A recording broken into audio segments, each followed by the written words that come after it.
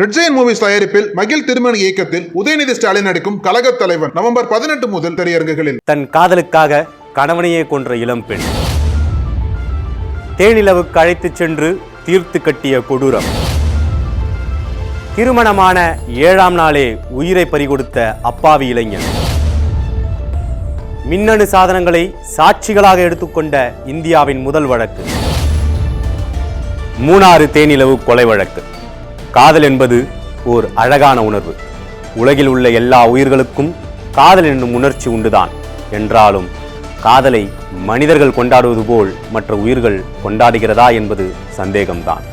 இந்த பூமியில் மனிதனம் தோன்றியதிலிருந்து தனது காதலுக்காக தனது வாழ்வின் எந்த எல்லை வரைக்கும் செல்ல தயாராக இருக்கும் ஓர் அரிய வகை உயிரினமாக மனிதர்கள் மட்டுமே இப்போது வரை இருந்து வருகிறார்கள்.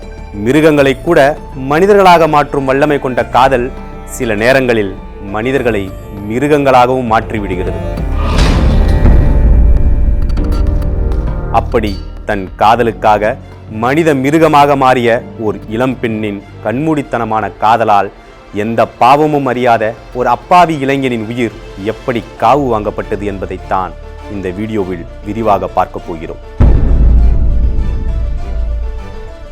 சென்னை பல்லாவரம் பம்பல் பகுதியைச் சேர்ந்தவர் வித்யா என்கிற வித்யாலட்சுமி. இவர் அதே பகுதியைச் சேர்ந்த ஆட்டோ டிரைவரான ஆனந்த் என்பவரை நீண்ட காலமாக காதலித்து வந்திருக்கிறார். ஆனால் வித்யாலட்சுமியின் குடும்பத்தினருக்கு வித்யா ஆட்டோ டிரைவரான ஆனந்தை காதலிப்பதில் விருப்பம் இல்லை. வித்யாவை ஆனந்துடனான காதலை கைவிடும்படி கண்டித்திருக்கின்றனர். ஆனால் தன் குடும்பத்தினர் கண்டித்ததை கண்டுகொள்ளாத வித்யா தன் காதலை விடாப்பிடியாக தொடர்ந்து வந்திருக்கிறார். இதனால் கோபம் கொண்ட வித்யாவின் குடும்பம் வித்யாவிற்கு திருமணம் செய்து வைக்க முடிவு செய்கிறது. அப்படி எடுக்கப்பட்ட முடிவின் வழியாக வீணாக வந்து வித்யாவின் கைகளில் சிக்கிக் கொண்டவர்தான் அனந்தராமன். வித்யாவிற்கு திருமணம் செய்து வைக்க முடிவு செய்த அவரின் குடும்பம் வித்யாவின் உறவு பயனான அனந்தராமனை திருமணம் செய்து வைக்க பேசி முடித்து அதற்கான ஏற்பாடுகளை செய்கிறது. தனது திருமண ஏற்பாடுகளை தெரிந்து கொண்ட வித்யா இப்போது எப்படி சொன்னாலும் தன் வீட்டில் அவரது விருப்பத்தை ஏற்றுக்கொள்ள மாட்டார்கள் என்பதால் தனக்கு செய்யப்படும் கல்யாண ஏற்பாடுகளை மௌனமாக வேடிக்கை பார்த்தார். ஆனால் அந்த மௌனத்திற்குள் மற்றொரு பக்காவான திட்டம் மறைந்திருக்கிறது என்பது வித்யாவின் வீட்டில் அப்போது யாருக்கும் தெரியாது. 2006ஆம் ஆண்டு ஜூன் 11ஆம் தேதி வித்யா என்கிற வித்யாலட்சுமிக்கும் அவரது உறவினரான அனந்தராமனுக்கும் திருமணம் நடந்தது. திருமணம் முடிந்ததும் அனந்தராமன் ஆனந்தராமனாய் மகிழ்ச்சி நிறைந்த கனவுகளோடு தன் இல்லற வாழ்க்கையை தொடங்கியிருந்தார். அந்த மகிழ்ச்சியின் தொடர்ச்சியாக திருமணம் முடிந்து 5 நாட்கள் கழித்து, அதாவது சரியாக ஜூன் 16ஆம் தேதி தனது புது மனைவி வித்யாவுடன் மூணாரை நோக்கி தேனிலவு புறப்பட்டார் அனந்தராமன். இயற்கை எழில் கொஞ்சும் மூணாறு அனந்தராமனுக்கு பாசக்கயிற்றோடு காத்திருந்தது. மூணாறு சென்றடைந்த அனந்தராமனும் வித்யாலட்சுமியும் அங்கே ஒரு லாட்ஜில் அறை எடுத்து தங்கினார்கள். மூணாறு வந்து சேர்ந்த மறுநாள், அதாவது ஜூன் 18ஆம் நாள், மூணாறின் மிக பிரபலமான சுற்றுலா தலமான குண்டலா ஏரியில் படகு சவாரி செய்வதற்காக மகிழ்ச்சியோடு புறப்பட்டு சென்றார்கள் தேனிலவு ஜோடியான அனந்தராமனும் வித்யாலட்சுமியும். குண்டலா ஏரியை அடைந்த அவர்கள் ஆனந்தமாக படகு சவாரி செய்து மகிழ்ந்து கொண்டிருந்தார்கள். வித்யா மட்டும் தன் முகத்தில் ஒரு விதமான செயற்கை சிரிப்பை சிரமப்பட்டு வெளிப்படுத்தி கொண்டிருந்தார். படகு சவாரி முடிந்ததும் அங்கே இருந்த புல்வெளியில் அமர்ந்து பேசிக் கொண்டிருந்தார்கள் வித்யாவும் அனந்தராமனும். கொஞ்ச நேரம் கழித்து அங்கே இருந்த ஒரு மறைவான இடத்திற்கு சிறுநீர் கழிக்கச் சென்றார் அனந்தராமன். அப்படி சென்ற அனந்தராமன் நீண்ட நேரமாகியும் திரும்பி வராததால் அனந்தராமன் சென்ற மறைவான இடத்திற்கு சென்று பார்த்தார் வித்யா. அங்கு அனந்தராமன் மூச்சு பேச்சு இல்லாமல் கிடந்ததை கண்டு, ஐயோ, என் புருஷனை யாரோ அடிச்சு கொன்னுட்டாங்க என அலறி சத்தம் போட்டார். வித்யாவின் அலறல் சத்தம் கேட்டு அங்கே அக்கம் பக்கத்தில் இருந்தவர்கள் சிலர் வந்து சேர்ந்தார்கள். ஒரு வழியாக விஷயம் காவல்துறையின் காதுகளுக்கு சென்றது. காவல்துறையின் முதல் கட்ட விசாரணையில் வித்யா யாரோ சில மர்ம நபர்கள் தன்னையும் தன் கணவரையும் தாக்கிவிட்டு தங்களுடைய நகைகளை திருடி கொண்டு ஓடிவிட்டதாக வாக்குமூலம் கொடுத்தார். வித்யா கொடுத்த வாக்குமூலத்தின் அடிப்படையிலேயே காவல்துறை தனது விசாரணையை தொடங்கியது என்றாலும் வித்யாவின் நடவடிக்கைகளில் தென்பட்ட சில சந்தேகம்படியான மாற்றங்கள் காவல்துறையின் கண்களை வித்யாவின் பக்கமும் திரும்ப செய்தது. வித்யா மீண்டும் மீண்டும் விசாரிக்கப்பட அவர் முன்னுக்கு பின் முரண்பட்ட தகவல்களை மாறி மாறி சொல்லிக் கொண்டிருந்தார். இதனால் காவல்துறைக்கு வித்யாவின் மீது சந்தேகம் வலுக்கத் தொடங்கியது. வித்யா காவல்துறையின் தீவிர விசாரணைக்குட்படுத்தப்பட்டார். அந்த விசாரணையில் அவர் கொடுத்த அதிர்ச்சி தகவல்கள் தமிழகத்தை மட்டுமல்லாது ஒரு கணம் உலகத்தையே உறைய வைத்தது. திருமணமான 7 நாட்களில் தன் கணவனை திட்டமிட்டு தீர்த்து கட்டியதே நான் தான் என்ற உண்மையை காவல்துறையின் நீண்ட விசாரணையில் ஒத்துக்கொண்டார் புதுமண பெண் வித்யா. அனந்தராமனை திருமணம் செய்து கொள்வதற்கு முன்பு தான் ஒருவரை காதலித்து வந்ததாகவும் அதனால் அனந்தராமனோடு நடந்த திருமணத்தில் தனக்கு விருப்பமில்லை என்றும் தனது காதலன் ஆனந்த் மற்றும் அவனது நண்பன் அன்புராஜ் ஆகியோரை வைத்து கணவர் அனந்தராமனை கொலை செய்து விட்டதாகவும் அடுக்கடுக்கான அதிர்ச்சி தகவல்களை வெளிப்படுத்தினார் வித்யா. வித்யா கொடுத்த வாக்குமூலத்தில் ஆனந்தை நான் காதலித்ததை எனது வீட்டினர் விரும்பவில்லை, என்னை கட்டாயப்படுத்தி அனந்தராமனுக்கு திருமணம் செய்து வைத்தனர், என்னால் ஆனந்தை மறக்க இயலவில்லை, எனவே கணவரை தேனிலவுக்கு அழைத்துச் சென்று தீர்த்து கட்ட திட்டம் தீட்டினேன். அதன்படி நானும் அனந்தராமனும் மூணாறு சென்றோம். மூணாறில் எங்கு தங்கியிருப்போம், எங்கு போவோம் என்று என் காதலன் ஆனந்திடம் ஏற்கனவே போனில் தகவல் தெரிவித்திருந்தேன்.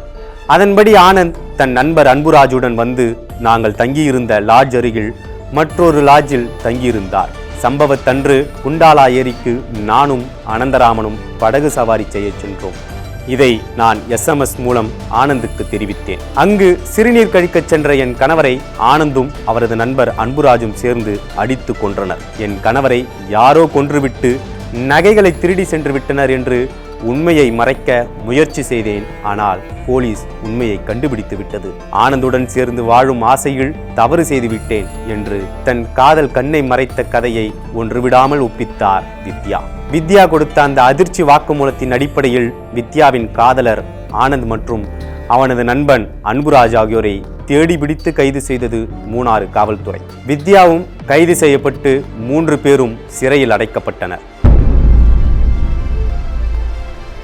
கேரளாவின் தொடுபுழா நீதிமன்றத்தில் நடந்த இந்த வழக்கின் விசாரணை 2007ஆம் ஆண்டு ஏப்ரல் மாதம் தொடங்கி அதே ஆண்டு ஆகஸ்ட் வரை விசாரிக்கப்பட்டு வந்தது. குற்றவாளிகள் தரப்பில் இருந்து குற்றம் நடந்தது ஒப்புக்கொள்ளப்பட்டிருந்தாலும் வழக்கில் பல்வேறு சாட்சிகள் தீர விசாரிக்கப்பட்டன. விசாரணை முடியும் வரை வழக்கின் முக்கிய குற்றவாளியான வித்யா, ஆனந்த் மற்றும் அன்புராஜ் ஆகிய 3வருக்கும் குற்றத்தின் தன்மை கருதி ஜாமீன் கூட வழங்க மறுத்திருந்தது தொடுபுழா நீதிமன்றம். அனந்தராமன் கொலை வழக்கு தொடர்பாக தொடுபுழா நீதிமன்றத்தில் 73 சாட்சிகள் விசாரிக்கப்பட்டன. 51 சாட்சி பொருட்களாகவும் 80 சாட்சி தொடர்பான ஆவணங்களும் சமர்ப்பிக்கப்பட்டன. வழக்கு நடந்த அந்த காலகட்டத்தில் இரக்கமற்ற இந்த கொலை சம்பவம் பெரிய அளவில் பேசுபொருளாக இருந்தாலும் இன்னொரு விதத்திலும் இந்த வழக்கு இந்தியாவின் மிக முக்கிய வழக்காக மாறியிருந்தது. அதற்கு காரணம் இந்த வழக்கில்தான் இந்தியாவிலேயே முதல் முறையாக வித்யாவின் காதலனான ஆனந்த் மற்றும் மூணாரைச் சேர்ந்த இந்த வழக்கில் தொடர்புடைய ஆட்டோ டிரைவர் ஒருவரின் செல்போன்கள் முக்கிய சாட்சிகளாக எடுத்துக்கொள்ளப்பட்டன. அதுவரைக்கும் எந்த மின்னணு பொருட்களும் சாட்சியாக எடுத்துக்கொள்ளப்பட்டிருக்கவில்லை. சுமார் 4 மாதங்கள் நடந்த வழக்கு விசாரணை 2007ஆம் ஆண்டின் ஆகஸ்ட் மாதத்துடன் முடிவுக்கு வந்தது. விசாரணையின் முடிவில் இந்த வழக்கில் ஆஜரான அரசு வக்கீல் குற்றம் சந்தேகத்திற்கு இடமின்றி நிரூபிக்கப்பட்டு விட்டதால் குற்றவாளிகளுக்கு அதிகபட்ச தண்டனையாக தூக்கு தண்டனை வழங்க வேண்டும் என்று கோரிக்கை வைத்தார். ஆனால் வித்யாவின் தரப்பில் ஆஜரான வழக்கறிஞர் குற்றவாளிகளுக்கு குறைந்தபட்ச தண்டனை வழங்க வேண்டும் என்று வேண்டுகோள் விடுத்தார். 2 தரப்பு வாதங்களையும் கேட்டுக்கொண்ட நீதிபதி வழக்கின் முதல் குற்றவாளியான வித்யாவின் காதலன் ஆனந்திற்கு இரட்டை ஆயுள் தண்டனையும் 10,000 ரூபாய் அபராதமும், 2வது குற்றவாளியான வித்யாவிற்கு இரட்டை ஆயுள் தண்டனையும் 50,000 ரூபாய் அபராதமும், 3வது குற்றவாளியான அன்புராஜுவிற்கு ஓர் ஆயுள் தண்டனையும் 5,000 ரூபாய் அபராதமும் விதித்து தீர்ப்பளித்தார். மேலும் அபராதத்தை கட்டத் தவறினால் சில ஆண்டுகள் சிறைவாசம் அனுபவிக்க வேண்டும் என்றும் இந்த தண்டனைகள் அனைத்தையும் ஏக காலத்தில் அனுபவிக்க வேண்டும் என்றும் சிறையில் இருந்த நாட்கள் இதில் கழித்து கொள்ளப்படும் என்றும் தனது தீர்ப்பில் தெரிவித்திருந்தார். தான் விருப்பப்பட்ட வாழ்க்கைக்காக தன் ஒட்டுமொத்த வாழ்க்கையும் தொலைத்து கொண்ட இந்த வித்யாவின் வழக்கை பொறுத்தவரை சமூகத்தில் இன்னும் பிள்ளைகளின் உணர்வுகளுக்கு மதிப்பளிக்காத பெற்றோர்களுக்கும் பெற்றோர்களின் விருப்பங்களுக்கு மதிப்பளிக்காத பிள்ளைகளுக்கும் இந்த வழக்கு ஓர் பாடமாக இருந்து வருகிறது என்பதே இந்த வழக்கில் இருந்து நாம் அறிந்து கொள்ள வேண்டிய உண்மை. நக்கீரன் டிவிக்கு சப்ஸ்கிரைப் செய்யுங்கள். உங்கள் ஆதரவே எங்கள் பலம். ஆசிரியர்களுக்கு நண்பனாகவும் மாணவர்களுக்கு ஆசானாகவும் திகழும் தேர்வு வழிகாட்டி. ஒவ்வொரு பாடத்திற்கும் அனுபவமிக்க ஆசிரியர்களின் துல்லியமான தெளிவான விடைகள். CNC இருக்கு, தேர்வு பயம் எதற்கு? இது தீரன் பப்ளிஷிங் ஹவுஸ் விற்பனை வெளியீடு.